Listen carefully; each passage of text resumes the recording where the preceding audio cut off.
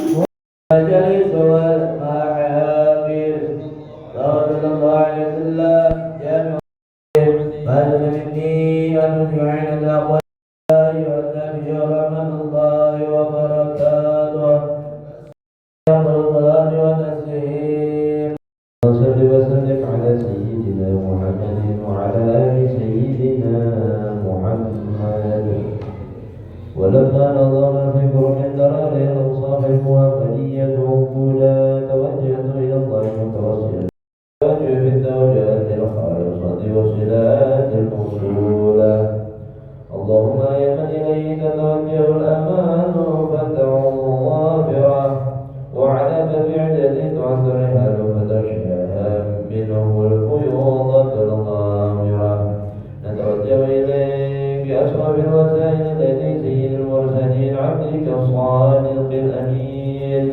سيدنا محمد الذي عمت رسالته العالمين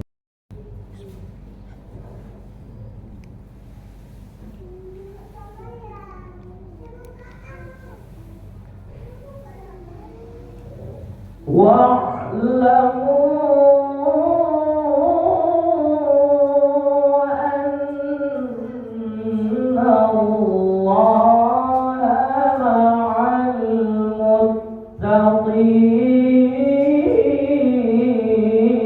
المتقين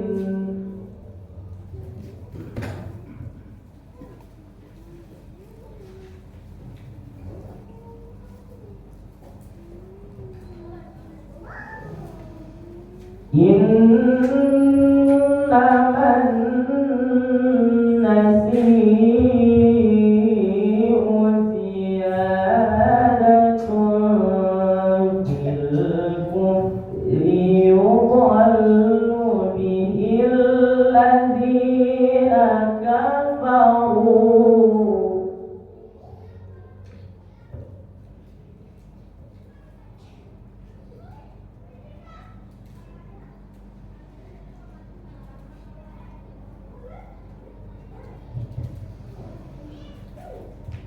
يضل به الذين كفروا يحلونه عاما ويحرمونه عاما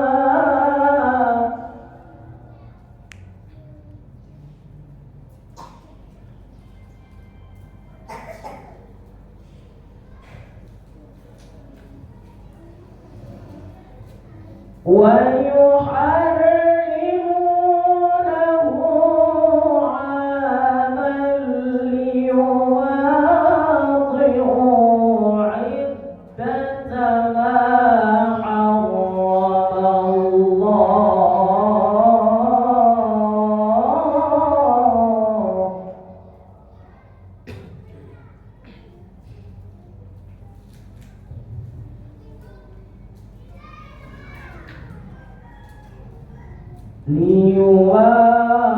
ليواطئوا عدة ما حرم الله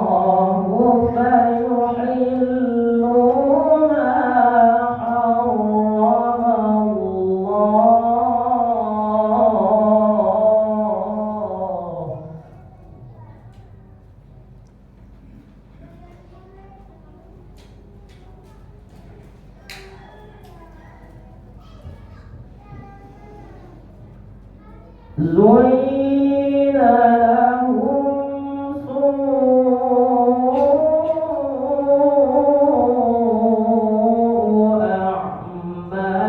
أعمالهم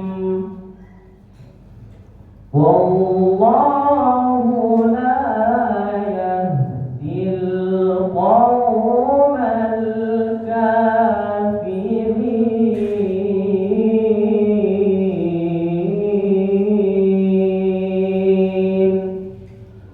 صدق الله العظيم.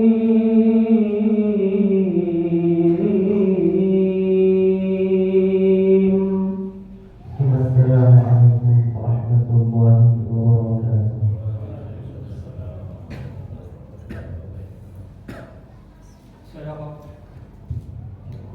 Sadaqallahul azim wa sadaqa rasulun nabiyul karim wa nahnu ala dzalika minasyahidin wasyakirin. Semoga dengan tilawah ayat suci Al-Qur'anul Karim tadi acara kita dapat berjalan dengan lancar dan diridhoi oleh Allah Subhanahu wa taala.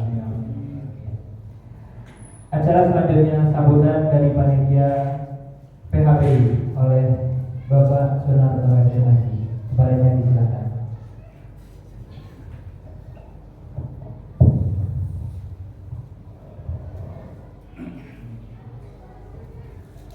Bismillahirrahmanirrahim. Assalamualaikum warahmatullahi wabarakatuh. Alhamdulillahirabbil alamin. Wassalatu wassalamu ala asyrafil anbiya'i wal mursalin Sayyidina wa maulana Muhammadin wa ala alihi wa sahbihi ajma'in. Amma ba'du. Puji dan rasa syukur takdirnya kita berikan kepada Allah Subhanahu wa taala atas limpahan berkah, rahmat, taufik, hidayah, nikmat sehat, nikmat kesempatan, nikmat dipertemukan kita dalam satu tempat yang mulia ini di Mushola An-Nur. Semoga kita semua selalu mendapat rahmat dari Allah Subhanahu wa taala. Salawat dan salam tak lupa kita sampaikan, kita haturkan pada junjungan Nabiullah Nabi besar Muhammad sallallahu alaihi wasallam beserta keluarga, sahabat dan seluruh pengikutnya. Semoga kita semua nanti akan mendapat syafaat di yaumil akhir. Amin amin ya rabbal alamin. Yang kami muliakan, yang kami ta'zimi, Al-Mukarram Al-Ustaz Ahmad Jailani, semoga beliau selalu dalam keadaan sehat.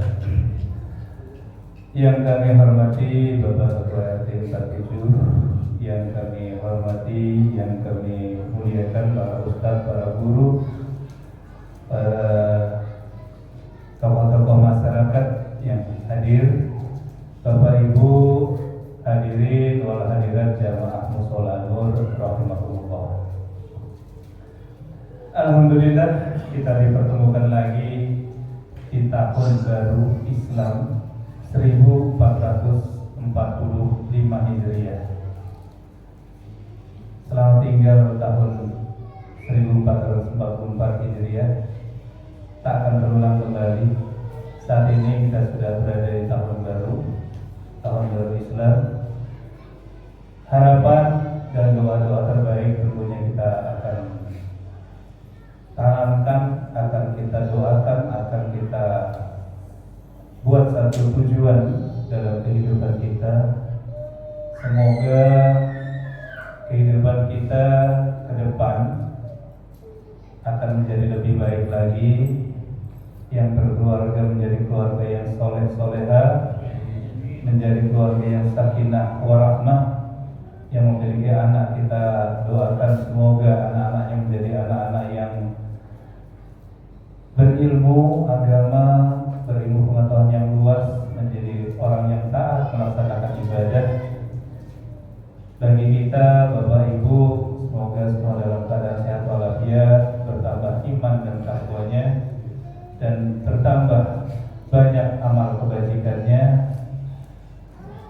Dan bagi yang sakit kita doakan semoga diberikan kesembuhan dan kesehatan. Bapak Ibu hadirin wal hadirat, di hari yang baik ini di hari Ahad.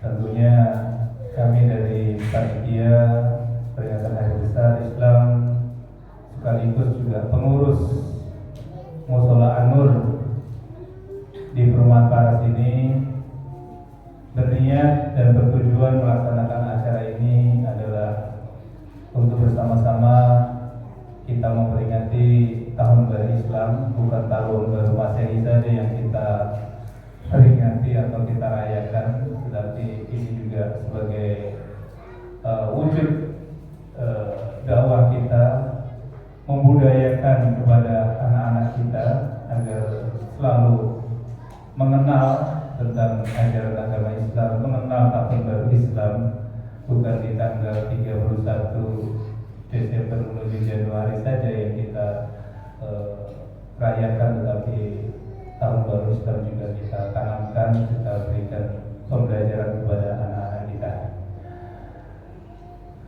Bapak Ibu hadirin wal hadirat, pada kesempatan ini kami dari pengurus Mushola An-Nur sekaligus juga panitia PHBI mengucapkan terima kasih yang sebesar-besarnya atas dukungan yang material, moral, dan spiritualnya, doa-doa terbaiknya. Pada kesempatan ini kami mengucapkan terima kasih yang sudah memberikan dukungannya untuk kelancaran dan kesuksesan acara ini.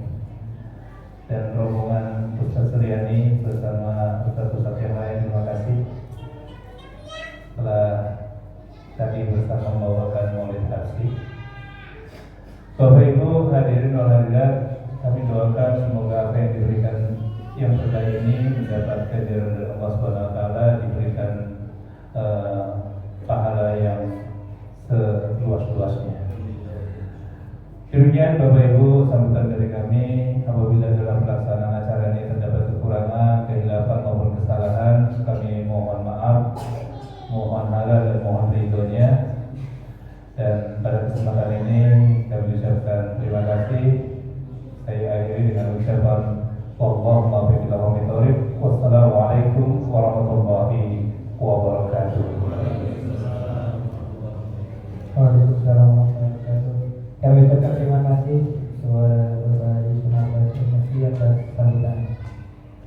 Acara selanjutnya beranjak acara inti kita, yakni ceramah hikmah tahun baru Islam oleh Al-Ustaz Haji Ahmad Jailani.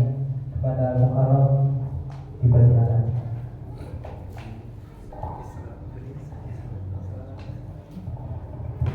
Allahumma shalli ala sayyidina Muhammad.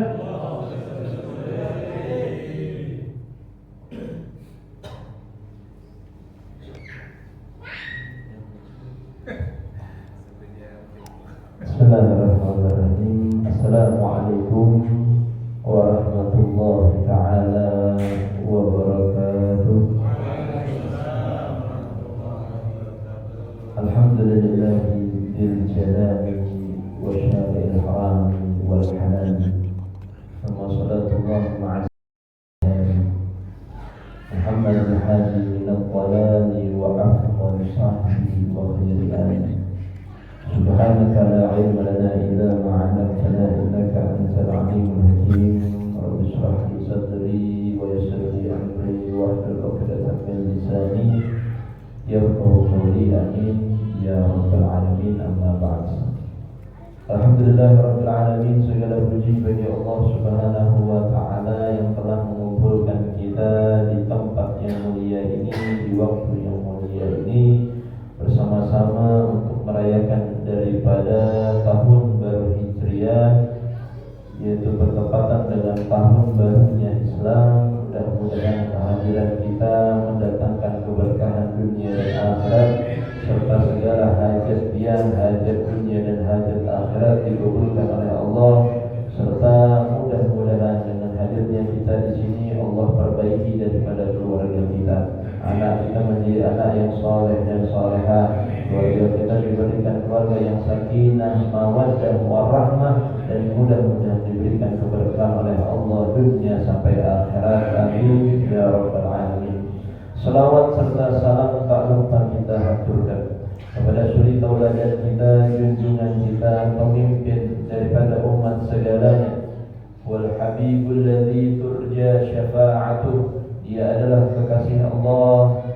adalah orang yang dicintai oleh Allah. Dia adalah manusia yang paling mulia di sisi Allah, dan kelak nanti hanya pada dialah kita meminta syafaatnya.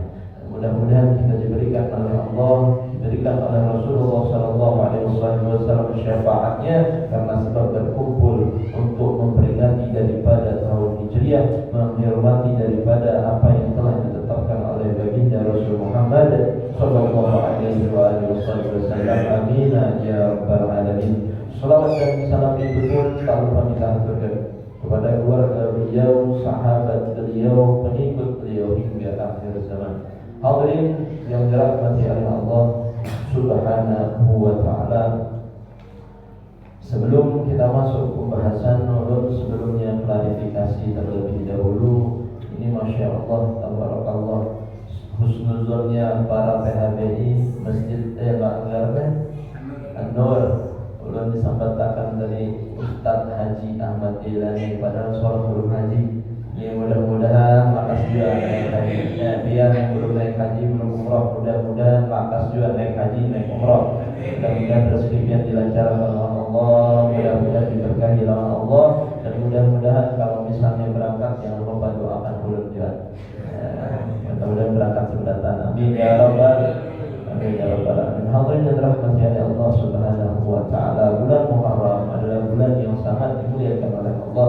Banyak sekali amalan yang bisa kita lakukan. Tentu segala aktivitas ibadah, entah itu sholat, puasa, segala macam amal ibadah manusia kepada Allah, semuanya bagus, semuanya baik. Tidak ada ibadah manusia yang mereka lakukan untuk Allah tidak ada yang bagus, pasti bagus. Tapi di bulan Muharram, dan tentu ada amalan-amalan yang perlu dijaga, amalan atau perbuatan amal ibadah manusia yang lebih afdal dari yang lainnya. Ada orang bungas, maka ada yang lebih bungas. Ada orang ganteng, maka ada yang lebih ganteng. Sholat bagus, tapi ada sholat yang paling bagus. Ada puasa, puasa semua bagus, tapi ada yang lebih bagus. Maka di bulan Muharram, di dalam kitab Hasyiah I'adatul Talibin, para ulama, para masyayikh, para guru kita salafun saleh memberikan anjuran untuk kita apa yang kita lakukan di bulan Muharram, apa saja amalan yang mudah untuk dilakukan, dan apa saja anjuran dari mereka agar kita bisa mendapatkan keberkahan dunia dan akhirat. Maka disebutkan wa qad'adaha ba'duhum 12 faslah.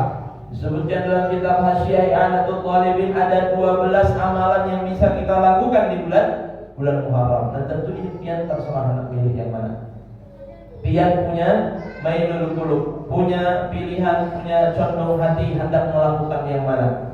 Antara 12 ini mari kita pilih, jangan sampai di bulan Muharram kita tinggalkan. Dan mudah-mudahan dengan 12 ini Allah akan memberikan kepada kita seluruh rahmat dan berkahnya, agar kita bisa menjadi hamba yang bisa bersyukur, dan mudah-mudahan menjadi hamba yang masuk surga, bisa memandang wajah Nabi besar Muhammad sallallahu alaihi wasallam. Yang pertama, apa yang seharusnya dilakukan oleh umat manusia di bulan Muharram, amalan yang lebih afdal daripada ibadah-ibadah yang lain, yang pertama adalah as-shalah, sholat. Maka setiap dari bulan Muharram, bulan apapun daripada tahun-tahun yang kita lalui, sholat paling penting gitu. Karena sholat adalah perintah dari Allah, yang Allah langsung berikan perintah tersebut dengan Rasulullah ketika Isra wal Mi'raj. Sholat apapun yang kita lakukan di bulan Muharram akan dilipat gandakan oleh Allah pahalanya apabila ada keikhlasan di dalamnya. Sholat, hendak sholat duha, hendak sholat tahajud, jangan tinggalkan sholat maktubat yang 5 waktunya itu. Sholat duha, tapi gak ada sembahyang maghrib. Sholat tahajud, tapi saya sembahyang subuh, ini terluput. Mending pian sholat yang 5 waktu, sunnahnya ditinggalkan. Karena yang wajib itu lebih harus diprioritaskan. Maka sholat di bulan Muharram ini adalah amalan yang paling bagus untuk dilakukan. As-salatu imaduddin, sholat itu tiangnya agama. Faman agama, faqad agama din. Siapa orang yang telah mendirikan daripada tiang agama itu, maka dia adalah orang yang telah mensiarkan daripada agama. Faman hadama, faqad hadama din. Siapa orang yang kada sembahyang, siapa orang yang kada melakukan sholat, maka hakikatnya dia adalah orang yang meruntuhkan daripada Islam itu sendiri. Ini jawabannya. Pondasinya ada berapa? Tuh, 2. Ini jadi 1. Biasanya 4 ya, 1, 2, 3, 4. Di atas makan, di atas meja ini sesuatu yang pian nyaman makan apa? Pizza. Yang pijat, pizza. Nasi rawon ya. Apalagi itu nasi padang, nasi mandi ditaruh di atas sini. Semuanya, apapun yang pian suka ditaruh di atas sini. Kalau misalnya ulun berjalan, ulun tendang sebuting ini fondasi, gugurlah nasi tadi, gugurlah apa yang ada di atas meja itu tadi. Ada Ustaz, kayunya kayu jati, mungkin tendang paling batis piannya bengkak. Bisa. Tapi kalau misalnya ulun patahkan lawan kapak, gugurlah fondasi tadi, gugur. Makanan yang di atas gugurlah, gugur. Orang puasa, orang sedekah, sunnah dikerjakan, baik lawan tetangga, tapi tidak ada sembahyang. Anggapan sedekah di atas meja, puasa sudah di atas meja, pahalanya sudah dihidangkan di atas meja, tapi sholatnya kada dijaga, percuma. Di hadapan manusia biar orang baik, di hadapan Allah tidak ada apa-apanya. Maka dari itu jaga sholat. As-sholatu bimanzilati ra'si minal jasad. Sholat dalam agama itu diibaratkan kata seperti anggota badan yang lebih penting daripada yang lainnya. Apa? Sholat itu diibaratkan kepala daripada anggota tubuh yang lainnya. Orang kada bertangan, maaf, orang yang kada bertangan masih bisa hidup lah, masih. Orang kada bisa berjalan, kada ada berisi batis. Ini paham aja masih berjalan, paham lah. Kadang-kadang ini translate-nya di bawah sini. Orang kada berbatis masih bisa hidup, orang kada bertangan masih bisa hidup. Pernahlah melihat orang hidup kada berkepala? Adalah uyang satai hantu itu. Adakah kalian melihat orang berjalan kada berkepala? Mun ada foto akan viralkan. Ini setan jadi-jadian.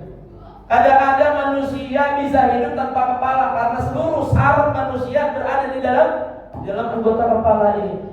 Maka sholat dalam agama itu diibaratkan kepala daripada jasad-jasadnya manusia. Penting ini.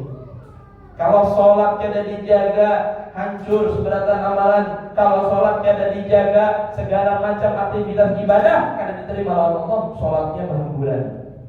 Maka sholat di bulan Muharram harus kita perbaiki lebih-lebih daripada sholat lima waktu. Dan bapak-bapak, ibu-ibu yang dirahmati oleh Allah, usahakan sholat 5 waktu berjamaah. Kalau misalnya kada bisa ke masjid, ke mushola bareng. Kalau kada bisa ke mushola, mungkin sibuk, mungkin capek, mungkin lelah, mungkin kada bisa melangkahkan kaki ke rumah, sholat lawan bini di rumah. Namun kada ada bini, lah kawin makasih. Nah, siapa yang sembahyang? Lawan abah mama di rumah, abah mama kada bisa ke masjid, bawa sembahyang, jangan kada berjamaah. Lebih-lebih lagi yang sudah berkeluarga, sudah ada anak, ajari anak itu jangan langsung ke masjid, jangan langsung ke mushola. Umur 3 tahun, 4 tahun, 5 tahun belum akal benar, ajari inya di rumah untuk sembahyang. Marah bekalah biar. Kadang masjid, kenapa? Sembahyang jamaah lawan istri di rumah, anak biar melihati supaya kenal lawan sembahyang. Nah kayak itu tarbiyah sebenarnya. Kalau biar hendak ajak ke masjid tidak ada masalah. Hendak biar bawa ke mushola ada apa-apa. Biar sembahyang anak biar kemana?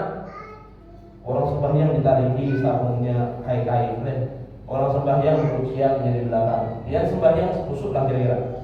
Allahu Akbar di belakang. Diam-diam wah dulu ya Allah kulit dipukuli anak, kulit disariki anak. Salah siapa ini? Maka tarbiyah itu diawali dari rumah baru kita keluar. Dakwah diawali di rumah baru kita keluar. Nabi sebelum hendak dakwah aja keluarganya dulu yang diajari. Maka ini adalah tipikal Nabi untuk mengajarkan kepada umat. Jangan pian sibuk dakwah di luar, jangan pian sibuk dakwah di kalangan umat, tapi lihat di keluarga kita, baiklah dulu. Sudah baik, bismillah sudah. Dakwah ikuti Rasulullah Shallallahu Alaihi Wasallam. Maka kalau pian sudah sembahyang, insya Allah di bulan Muharram ini pahala pian, ganjaran pian Allah akan lipat gandakan karena pian melakukan daripada sholat itu tersebut. Mudah-mudahan kita bisa menjaga daripada sholat. Mudah-mudahan kita diberikan keberkahan oleh Allah, menjalankan daripada apa yang telah diperintahkan oleh Allah Subhanahu Wa Taala. Amin ya rabbal alamin. Amalan yang kedua, di bulan Muharram yang dianjurkan apa? As-shaumu, puasa. Karena ada puasa di tanggal 10 yang namanya puasa Asyura. Ini pahalanya luar biasa, ini ganjarannya luar biasa. Tapi kalau hendak perlu jabarkan hari ini, mungkin kita butuh 2 jam sampai 3 jam. Melihat mata pian pun kada kuat untuk itu. Belum juga kada kuat juga. Maka tidak usah dibahas dulu, yang penting puasa jangan sampai ditinggal kayak bulan ini. Okay? Yang ketiga apa? Silaturahim, mengikat tali persaudaraan dengan sesama. Yang tadi mungkin serumah atau ada setetangga kada pernah bertaguran, tagur di bulan Muharram. Yang tadinya kada pernah memberi, yang tadinya kada pernah mengasihi, di bulan Muharram jalankan itu tali kasih kepada sesama. Usahakan lawan musuh barang pian, usahakan lawan kawan yang rakat, yang besti itu tadi pian rakati lagi. Kenapa? Di bulan Muharram ini orang yang bersilaturahim akan menjadi sosok orang-orang yang dikasihi oleh Allah Subhanahu wa Ta'ala. Maka dari itu silaturahim ini penting. Kenapa umat ini banyak yang terpecah? Kenapa umat ini banyak yang terbelah? Kenapa umat ini banyak yang kada menyatu? Karena orang-orangnya masing-masing pada suudzon, orang-orangnya masing-masing memegang daripada kekerasan egoisnya.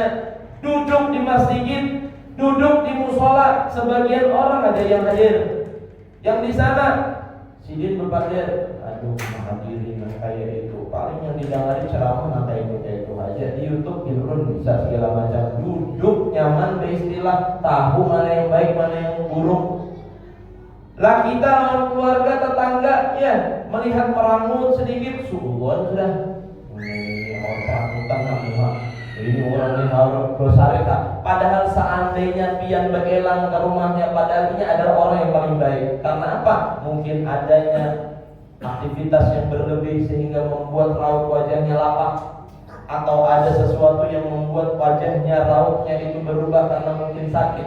Makanya ujarnya ulama, apabila pian ada bisik dari setan untuk suudzon, maka pian cari 70 alasan untuk pian bisa husnuzon lawan makhluk. Allah mengajarkan supaya kita husnuzon.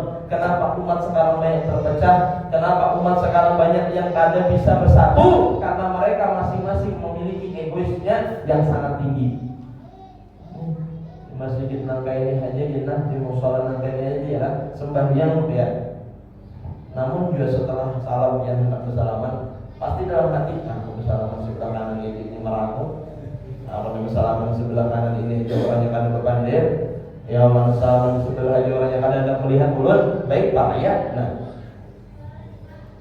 hasil suudzon itu. Maka jangan sampai jangan ada pikiran pian suudzon lawan makhluk. Kalau pian sudah suudzon, maka hancur ini umat. Kenapa? Karena masing-masing orang berpikir ini itu, padahal hakikatnya bukan seperti itu. Maka bagaimana caranya untuk supaya umat ini bersatu? Banyak-banyak silaturahim dan husnuzon kepada makhluk. Kalau yang kada disalami mungkin kada mendahului, pian yang mendahului. Kalau yang sebelah mungkin berdiam kada ada bersalaman, pian yang bersalaman. Kalau ini kada menagur, pian yang menagur. Tapi jangan pian di jalan nagur-nagur siapa yang lewat, nah dikira sok kenal sok akrab kan. Yang pian kenal aja. Yang lihat, yang pian kenal. Maka di bulan Muharram ini silaturahim dianjurkan. Yang keempat, sholat, puasa, silaturahim. Yang keempat, as-shadaqah, bersedekah. Sedekah nih Pak, Bu, ada ilmunya. Bu, ini beli mana beli? Mana orangnya? Pak, sedekah ini ada caranya masing-masing. Pahalanya pun berbeda-beda di sisi Allah. Pian jangan asal sedekah kalau pian gak ada tahu ilmunya. Dokter spesialis anak disuruh, dokter spesialis jantung disuruh menggantikan sementara dokter spesialis anak. Datang ibu membawa anaknya panas tinggi. Lalu dokter jantung ini tadi karena ada tahu dosis paracetamol diberinya dosis yang 9. Diminumi anak pian tadi kira-kira kejang-kejang ada? Ada tahu dosisnya? Dokter disuruh jadi tukang bengkel. Aku maaf lah yang dokter lah ini contoh aja. Ada dokter disuruh jadi tukang bengkel. Ada orang hendak membaiki motor. Ujarnya ini perlu ganti oli. Ternyata yang diambilnya suntikan. Di dalamnya apa? Vaksin. Disuntikan lawan motor tadi, kira-kira jalanlah motor tadi dalam vaksin. Ini ada tahu ilmunya. Ini ada tahu caranya. Maka kalau ada tahu cara, ada tahu tekniknya, maka akan jadi tersalah. Jadi akan tersalah. Maka sedekah pun kita jangan sembarangan. Sedekah baik, sedekah benar. Tapi kalau misalnya targetnya bujur, itu adalah perbuatan yang paling benar, yang paling bagus. Di dalam kitab Bughyah Mustarashidin, di situ ditakliknya ada kalam ulama Al-Imam As-Suyuti dalam kitab Al-Khumasinya bahwasanya sedekah itu pahalanya dibagi menjadi 5. Nih yang perhatikan, yang sering sedekah, yang dermawan, mudah-mudahan hartanya berkah. Mudah-mudahan harta-hartanya diperbanyak oleh Allah. Jadi sedekah itu ada tips dan caranya. Supaya pian dapat ganjaran pahala itu banyak, perlu berikan resepnya. Supaya pian kada sia-sia mengeluarkan harta itu dengan pahala 10 kali 10 kada akur. Kalau hendaknya pian sedekah pahalanya 1000 kali 1000. Supaya apa? Makin banyak pahala yang pian dapat. Kalau lebih ikhlas, lebih banyak ridho yang Allah berikan di situ. Apa?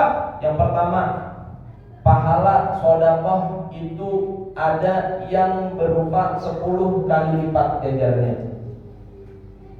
Ini kalau kita hitung-hitung duit, misalnya 1 juta aja lah, 1 juta pian sedekah, maka kalau pian berikan ke target yang pertama ini, pahalanya 10 kali lipat, kali akan aja 1 juta lawan 10 kali.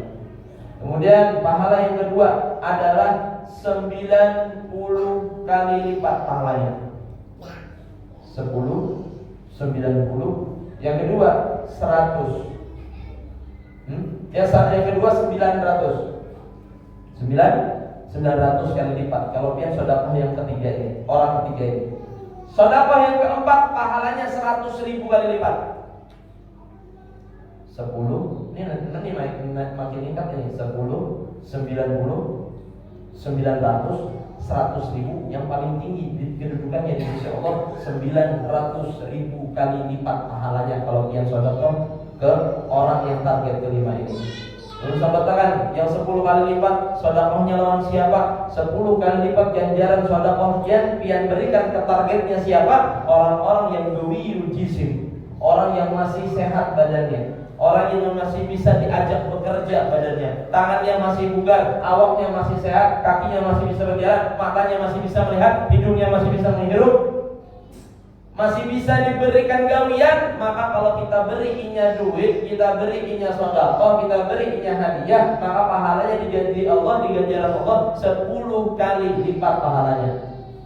Perlu beri contoh, ampun maaf, yang kayak di pinggir jalan, yang di lampu merah, yang memberi semprot-semprot itulah. Nah, itu pian sedekah lawannya bujur, tapi pahala yang pian dapatkan 10 kali lipat pahalanya. Ada orang lewat tiba-tiba pian dermawan, ini kada makan kayaknya, nah duitnya 10 kali lipat, 10 kali lipat pahalanya di sisi Allah. Kemudian yang kedua, siapa targetnya? Kalau pian sedekah lawan orang ini pahalanya 90 kali lipat. Siapa? Sedekah dengan 2 orang ini. Apa? Yang pertama orang yang mubtala, baru terkena daripada musibah. Musibah apa aja? Banjir, tsunami, puting beliung, angin topan di angin. Iya. Kena apa aja, bara apa saja, tanah longsor, apa segala macam, baru kena musibah pian sedekah, pahalanya di sisi Allah 90 kali lipat. Kemudian yang kedua 90 kali lipat juga kepada siapa? Orang yang memiliki, ampun maaf, mata yang buta atau mata yang kada bisa melihat. Pian sedekah membantu Tuhannya itu pahalanya 90 kali lipat. Ini pelajaran sedekah bila supaya pian kada kebelingan. Banyak orang yang dermawan, yang banyak duitnya, yang banyak hartanya, belum tahu ilmu ini, ingat mementingkan orang lain daripada orang yang terdekat. Dia tahu sedekah ini rumusnya, yang paling dekat lawan kita itu paling banyak pahalanya. Kadang aku maaf kita minta halal, ulun menyaksikan, ulun jadi saksi, ulun pernah melihat orang dermawan sedekah ke panti asuhan, sedekah ke anak yatim piatu, sedekah ke masjid, sedekah ke melanggar, ke musola, tapi ampun maaf, mama abahnya di rumah kada bisa makan. Adik kakaknya begawi saja ada. Luntang lantung dia dermawan, nah untuk pian, nah untuk pian, nah untuk pian. Makan sudah kan? Nah makan. Pian sudah di mobil, nah mobil. Pian di rumah, nah rumah. Adiknya di rumah, kakaknya di rumah, nah. Tahu apa itu? Minta-minta. Abahnya, mamanya di rumah, merangut beres habis. Lauk pada ada. Bagus kan sedekah seperti itu? Bagus, semuanya bagus sedekah, tapi targetnya salah. Targetnya salah. 10 kalau pian sedekah dengan orang yang kuat izinnya, 90 kali lipat kalau pian sedekah lawan orang yang buta atau yang baru kena musibah. Yang ketiga, pahalanya 900 kali lipat di sisi Allah. Apa? Sedekah kepada al-gharib, orang-orang yang dekat dengan kita, yang punya darah dengan kita. Siapa? Adik kandung, kakak kandung. Kalau sudah sugih dua-duanya ini siapa? Sepupu, misanan, mendoan, mendoan. Nah. Siapa aja kakak, adik, kakak sepupu, adik sepupu, itu termasuk al-gharib, orang-orang dekat dari kita. Kalau kakak kandung, adik kandung sudah sugih, cari keluarga kita yang sepupu tadi, adakah yang melarat, adakah yang ngalih, adakah yang susah, itu yang didahulukan. Ya Allah. Nah ini pentingnya ilmu. Maka jadinya Sayyidina Ali karramallahu wajhahu, ilmu ya rusuk, ilmu akan menjaga kamu. Tapi beda kalau mal, beda kalau harta. Al-mal tahrusuk. Kalau harta pian yang jaga. Kalau ilmu itu menjaga kita. Pian hendak maksiat, tahu hukumnya, ada jadi maksiat. Pian tahu hukumnya khamar, dekati khamar, megang khamar, minum khamar, tahu hukumnya, kada bakal pian megang, kada bakal pian minum. Pian berjalan ada bebinian bungas, misal tahu sudah haram, tapi masih didatin, mata. Kalau kada ilmu, kada bakalnya bisa menahan daripada hawa nafsunya itu tadi. Tapi kalau harta, kita yang menjaga. Anda tahulah contoh yang sangat simpel. Pian sembahyang bawa HP, Anda HP pian di pintu situ pas sembahyang. Pas takbir, demi Allah setan itu pandir di belakang pian. Itu kalau pian 1 menit hanya kalau diambil hilang tuh. Itu setan lah. Sembahyang pian di Anda HP di belakang. Nah, Allahu Akbar. Baru Al-Fatihah sudah dibaca, hilang setan tadi. Nah, gelabakan gratis. Maka yang di belakang HP-nya iPhone. Tapi ada pulsa. Lah, ini ada kisah. Ada orang, ini dikisahkan, bujur setan itu luar biasa, memberikan daripada budaknya kepada umat manusia. Ada orang hilang duit 1 triliun. Yang tahu 1 triliun berapa? 1.000 miliar, ya kan? 1.000 miliar. 1 miliar aja kan bisa menukar rumah 3. Ya lah, ini aja sudah. Ini 1 triliun bilang, kepikiran lah biar bisa bilang apa?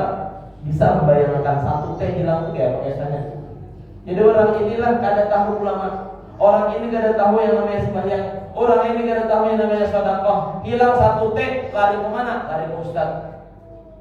Sudah genting hidupnya, baru ingat Allah. Kalau sudah hidupnya rusak, hidupnya rancu, baru datang ke ustaz. Pas ada ustaznya, ya, pas ada habibnya, ada kiainya, nah lalu lalang. Masa bodoh yang penting orang kaya, yang penting masuk duit. Hilang duit baru datang ustaz. Seperti apa amalannya supaya bisa mendapatkan duit lagi? Seperti apa supaya ingatan nenek-nenek pret? Nah ini orang nih yang hanya mementingkan dunia, pas akhiratnya kena sakit-sakit ini. Duit banyak, harta banyak, ada pernah sedekah, ada pernah tempat dengan ulama, ada pernah sama sekali hadir di majelis taklim, kena mati siapa yang mandiakan? Yang mati siapa yang nyelatakan? Berharap orang-orang yang lain, kuburan pian kiblatnya di mana? Kuburan pian jangan-jangan, tapi sampai sambat. Makanya hati-hati. Banyak orang seperti ini. Ada orang hilang duit 1 triliun, datang ke Ustaz ke Bandir, Ustaz, ulun hilang duit 1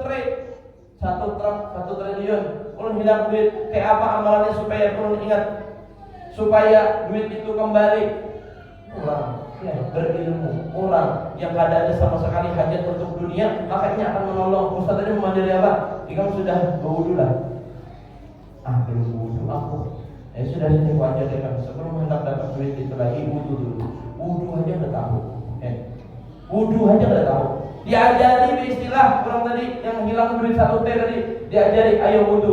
Wudu yang pertama apa? Niat dulu. Sampai yang 6 tadi niat basuh muha, basuh tangan, basuh sebagian dari kepala, kaki, baru tartib. Itu diajari full orang tadi. Akhirnya bisa wudu dengan sempurna. Kemudian ditakuni bisa sembahyang nggak?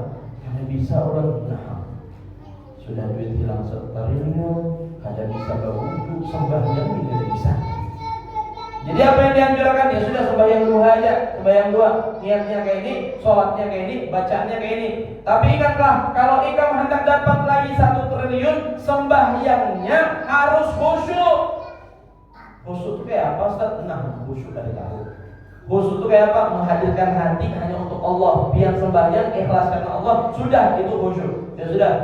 Pas hendak takbir ya, Allahu Akbar. Ulun tadi itu hendak berpikir mana itu? Aja berpikir itu dulu, sembahyang dulu. Kalau sudah sembahyang, ulun yakin, ulun jamin kalau pian khusyuk, duit yang 1 triliun tadi akan kembali. Akan kembali. Bujur Pak. Ini kemudian hilang duit, hilang harta, hilang bini, misal, biar sembahyang yang khusyuk. Karena di situ akan ada gangguan yang banyak kalau dia khusyuk. Setan itu kadang bakal rela manusia ibadah kepada Allah dengan khusyuk, karena ibadah orang yang khusyuk akan mendatangkan ridho Allah. Ridho Allah walaupun dia sedikit melakukan aktivitas ibadah, maka dari ridho itu akan memberatkan amalan dia di sisi Allah. Khusyuk sembahyang itu akan mendapatkan ridhonya Allah. Ini orang belajar khusyuk ketika sembahyang. Allahu Akbar. Sembahyang dari awal hendak ke akhir, tahiyat akhir, itu setan datangan beratan mengadai. Ikam tahulah duit ikam 1 triliun tertinggal di rumah, lah kasih ambil. Tahulah ketika hendak tahiyat akhir belakang, Ustaz sudah ada di rumah, balik ketemu duitnya. Padahal seandainya ini tadi khusyuk, Allah akan menggantikan 1 triliun tadi dengan maqam wali min auliyaillah. Orang tadi akan diangkat derajatnya oleh Allah karena sebab sembahyang khusyuknya. Tapi karena dunia Pak, ini 1 triliun ya Pak, ya Allah. Nukar kolam ya, kalau iwak dapat 10 kali lipat. Yang dapat 1 triliun ini Masjid Anam bisa dihitung. Lawan bapak-bapaknya juga. Ada dunia kama hilil maqar wa innama hilil maqar. Dunia ini sementara, dunia ini hanya tempat lalu saja. Kalau namanya tempat lalu itu kada bakal bangkok, kada bakal kekal. Karena kita kalau di perjalanan singgah satu mat aja. Maka yang hakikatnya hidup nanti kekalnya di surga kena. Ini gak ada percaya kalau kayak kena sudah di situ. Dada aja lagi kita kalau misalnya ada masuk ke situ kan. Mudah-mudahan masuk surga saudara. Mudah-mudahan dapat rahmat Allah saudara. Mudah-mudahan Allah berikan keberkahan dunia dan akhirat untuk kita saudara. Amin ya rabbal. Salat, puasa, silaturahim, sedekah. Tadi sedekah yang kemana? 10, 90, 900 ke saudara. Kemudian pahala 100.000 kali lipat ke siapa? Ke abah mama. Abah mama kita itu perlu kita berikan sedekah. Ini banyak orang sudah punya mobil, sudah punya rumah, sudah punya harta, mama abahnya dibiarkan begawi sesorangan, masih bekerja sendiri, ini ngalihnya. Maka seharusnya kalau sudah orang tua masa tuanya, maka nikmatkan diri mereka dengan masa tuanya. Jangan biar ngalihi pulang. sudah waktu bujang orang tua mendidik pian, sudah bujang mama abah mendidik memberi keuangan untuk pian, sudah pian gadang kada tahu-tahu orang kuitan ini jadi repot. Repot. Maka sedekah yang paling berat timbangannya yang nomor 4, yang paling banyak pahalanya 900 kali lipat ke siapa? 100 ribu kali lipat ke siapa? Ke kuitan soal. Jadi pian kalau misalnya ada harta jangan keluar dulu, lihat mama abah. Mak pian ada kah duit hendak tukar beras kada ada dari mak pian hendak emas kah? Hendak benar untuk yang dimana pian hendak yang di cincin sini tukarkan. Kalau ada duit, kalau ada duit jadi hutang. Ini maksakan hutang enak pas ditagih lebih galak daripada yang hutangi. Keluar taringnya jadi berapa bulan jangan. Kalau mampu beriakan, kalau ada dicari dulu. Yang terakhir. Nah ini kan tadi rumusnya yang paling dekat. Tapi yang nomor 5 ini paling jawabannya lawan kita padahal. Pahalanya tapi gimana? 900 ribu kali lipat pahalanya. Dengan siapa kita sedekah pahalanya 900 ribu kali lipat? Dengan warasatul anbiya, pewaris Nabi Muhammad. Siapa? Ulama. Kalau kada meninggikan ulama, ulun kada kerugian sedekah lawan ulama kada, tapi fadilahnya Allah juga yang memberikan. Kenapa? Ulama itu baik kalau pian tahu, pian lihat aktivitasnya itu hanya untuk umat. Coba lihat nih. Habib Muhammad bin Al-Atas, Habib Muhammad Segaf, Habib bin Ahmad bin Zaki, Habib Khalid As-Segaf, Habib Hurairah As-Segaf, Habib Hashim bin Abdul Qadir, bin Abu Bakar bin Syekh Abu Bakar bin Tarik. Terus Sidin dapat harta diapain hartanya? Mau olah majelis taklim. Terus Sidin dapat mobil di sini apa? Di sini dakwah. Tuh rumah Sidin dapat di sini apa? Di sini mau olah majelis taklim mengumpulkan umat Nabi Muhammad. Pian sedekah jadi apa? Jadi lidah di sini. Pian sedekah jadi apa? Jadi sarungnya yang dipakai setiap hari. Pian sedekah dan ulama jadi apa? Jadi kopiah yang sendiri pakai. Pian sedekah dan ulama jadi tasbih yang selalu dipakai untuk berzikir. Ini pahala jariah Pak. Sedekah jariah. Pian tukar tasbih 1000 tasbih di sini Habib. Tapi mau 1000 diantar di mana itu? Nanti aku nanti saya bisa.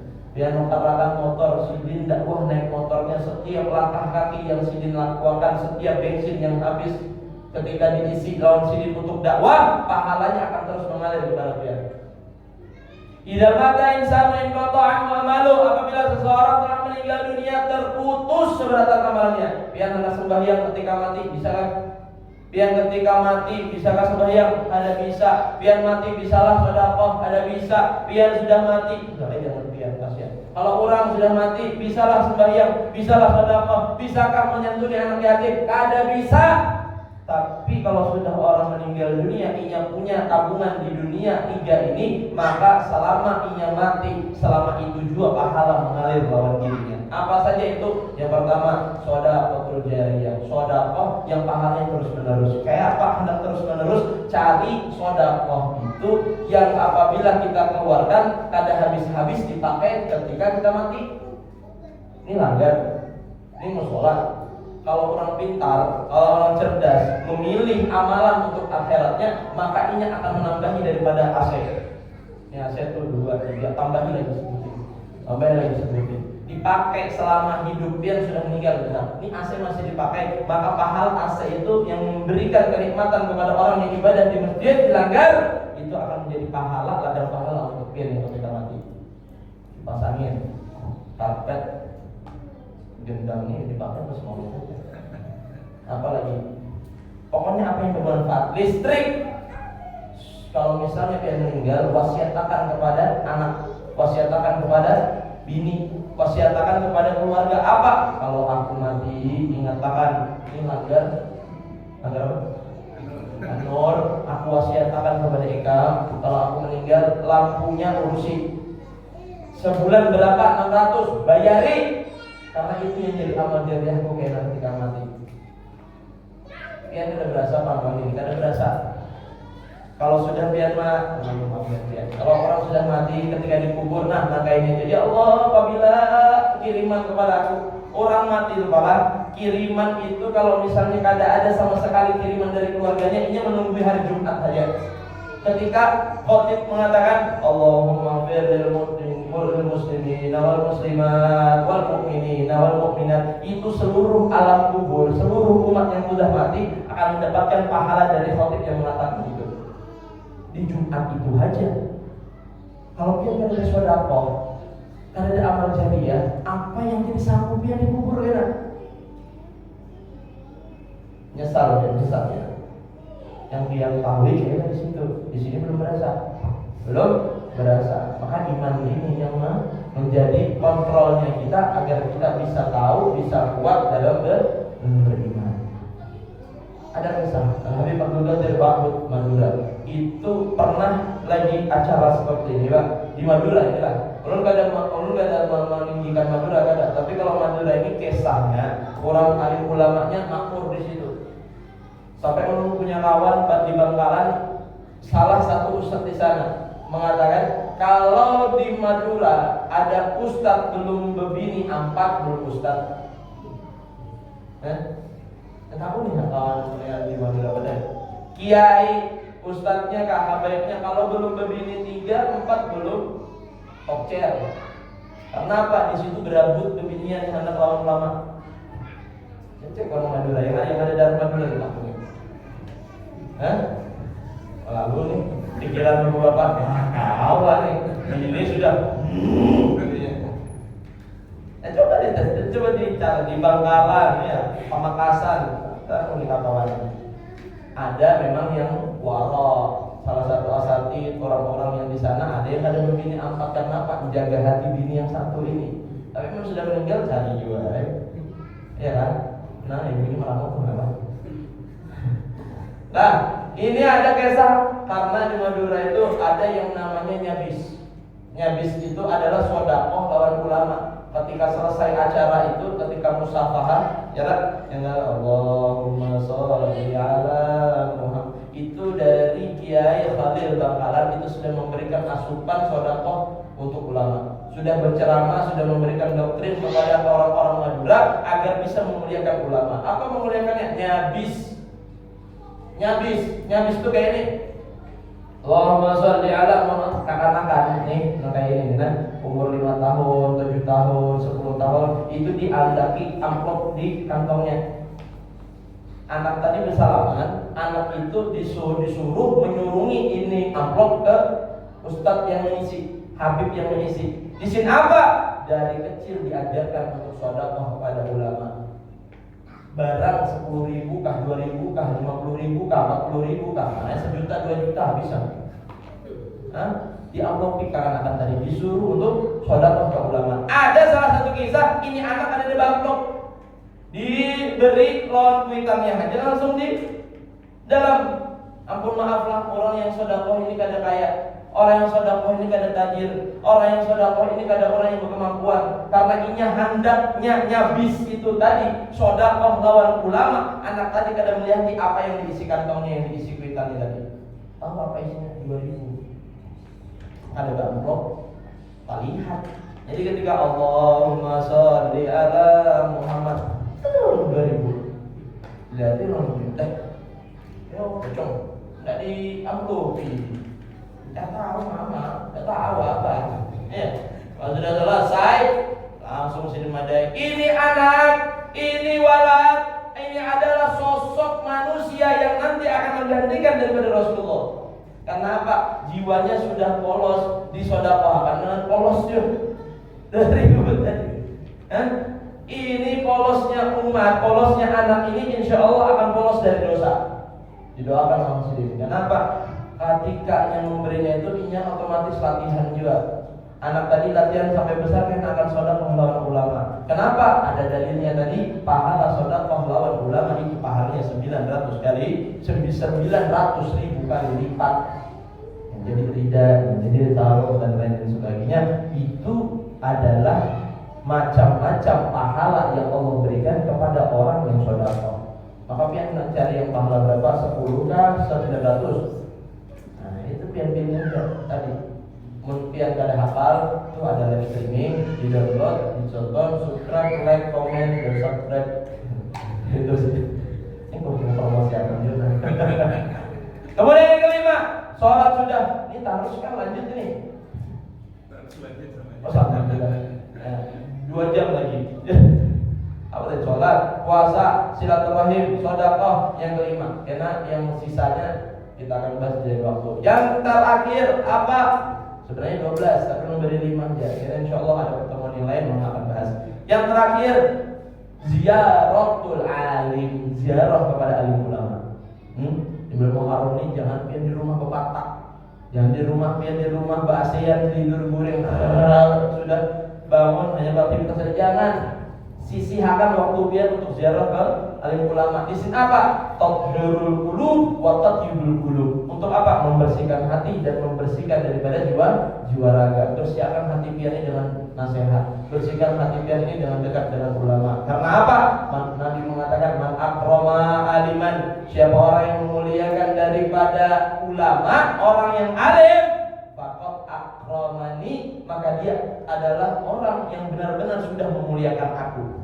Ada orang memuliakan alim ulama, memuliakan habaib, memuliakan daripada asatid, mengeluarkan daripada orang-orang yang mengerti ilmu agama, bukan cuma mengerti lah, tapi bil amalin dengan amal-amalnya.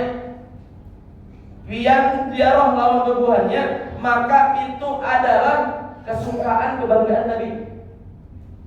Man akrama aliman faqad akramani. Siapa orang yang memuliakan daripada ulama, maka dia hakikatnya adalah orang yang memuliakan aku, kata Nabi. Wa man akramani, siapa yang sudah memuliakan aku, katanya Nabi di dalam kitab Tanqihul Qaul Al-Hadits, syarah daripada Lubabul Hadits. Lanjutannya Nabi mengatakan wa man akramani, siapa yang memuliakan aku, faqad akramallah, dia adalah orang yang telah memuliakan Allah. Yang tahu apa ganjaran yang telah didapatkan oleh manusia yang memuliakan Allah? Faqad wa man akramallah, siapa orang yang memuliakan Allah, fama'wahul jannah, maka berhak, pantas, cocok untuk apa? Dia didudukkan oleh Allah di dalam surganya. Mudah-mudahan kita bisa masuk surga sebentar, karena kita bisa hormat kepada alim ulama, kita bisa cinta dengan alim ulama, kita bisa cinta dengan warasatul anbiya, kita bisa cinta dengan pewaris-pewaris Nabi besar Muhammad sallallahu alaihi wasallam. Dan mudah-mudahan perkumpulan kita ini mendatangkan keberkahan dunia dan akhirat. Mudah-mudahan Allah memandang kita dengan pandangan rahmatnya, Allah pandang kita dengan pandangan berkahnya. Mudah-mudahan dalam kehidupan kita sebentar diberikan kelurusan oleh Allah, diberikan kelancaran oleh Allah. Mudah-mudahan ada yang sakit di antara kita, Allah sembuhkan. Mudah-mudahan dari kita ada yang mepet rezeki, mepet daripada apa yang di dunianya, mudah-mudahan Allah berikan keluasan untuk dirinya. Apabila ada anak yang bandel, mudah-mudahan diubah oleh Allah menjadi anak yang soleh-solehah. Mudah-mudahan kita diberikan oleh Allah sebagai sakinah, mawaddah, warahmah. Dan mudah-mudahan perkumpulan kita ini adalah kumpulan yang nanti jadi hujah kita bisa masuk ke surga bersama Nabi besar Muhammad sallallahu alaihi wasallam. Dan kita mudah-mudahan dimatikan oleh Allah dalam keadaan husnul khatimah, dalam keadaan husnul khatimah ya Rabb, dalam keadaan husnul khatimah, amin ya rabbal alamin. Mudah-mudahan yang sedikit ini bermanfaat untuk yang sebelah. Apabila ada kurang, ada salah ucap, ada salah perbuatan, khilaf dari ulun minta ampun, minta halal, minta ridha. Apabila ada kelebihan, itu datangnya dari Allah subhanahu wa ta'ala. Ini saja yang bisa saya sampaikan. Teruskan lanjut. Wabillahi taufiq wal hidayah. Wassalamualaikum warahmatullahi wabarakatuh.